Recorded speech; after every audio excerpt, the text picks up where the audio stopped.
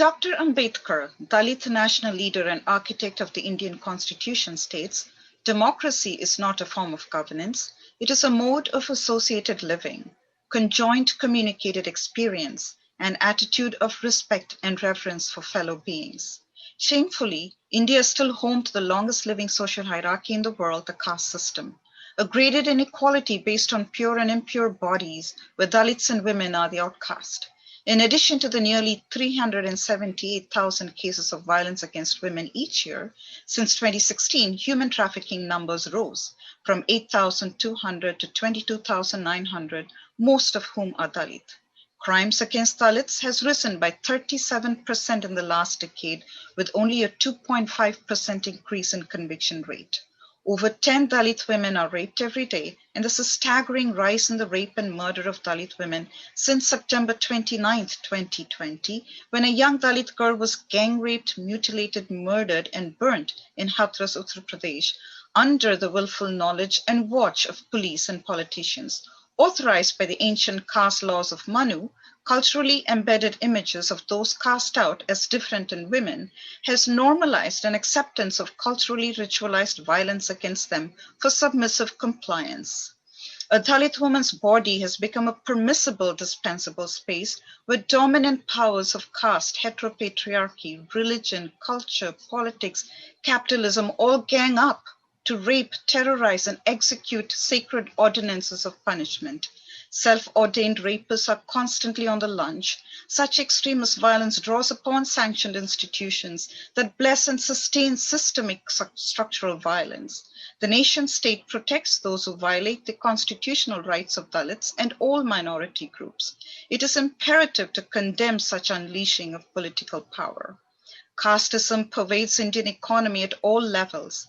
70% of Dalits live below the poverty line. IT, engineering, medical, and tech fields discriminate against Dalits in admission and at work. Private and government-run education institutions reject our Dalit children. Rohit Vemula ended his life like many other Dalit PhD students in India at that final stage where they barely sigh the relief of overcoming mammoth caste hurdles in education. They face the bloodiest fierce battle of caste. In Brahminical claims to meritocracy and standardized testing setups and pricey coaching centers, our young ones asphyxiate, internalizing unworthiness and incapacity. Education and training may fit a job description, but not caste description. Economic exploitation torments us. Professor Angela Davis names racial capitalism in America. Petroleum companies destroy the lives of Warani Indians in the Amazon. Capitalism is our common enemy, an antithesis to Dalit, Black, and indigenous economy, where cultural generosity is rooted in an ethics of kindness, sharing, and reciprocity. Hoarding and greed was unknown. In the US, Black communities, Hispanics, and Native Americans disproportionately experience institutionalized racism and sexual violence. More than 20% of Black women are raped during their lifetime. 1 in 2 Native American women and 1 in 4 Australian Aboriginal women are sexually assaulted. Racialized commodification, sexualization, and dehumanization of the impure body originated in caste supremacy.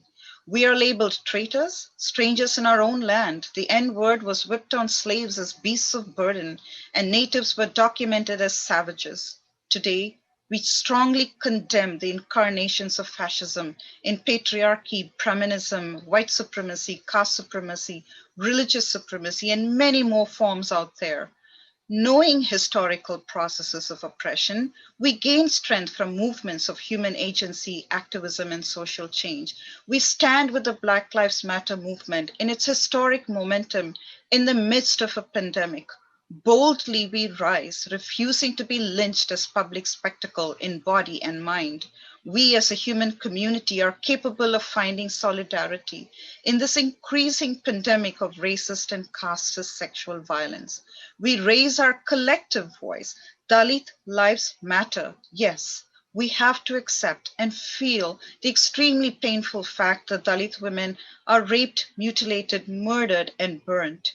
We rise from their ashes as a regenerative international solidarity group, a global movement, a cry for restorative justice and human dignity for all.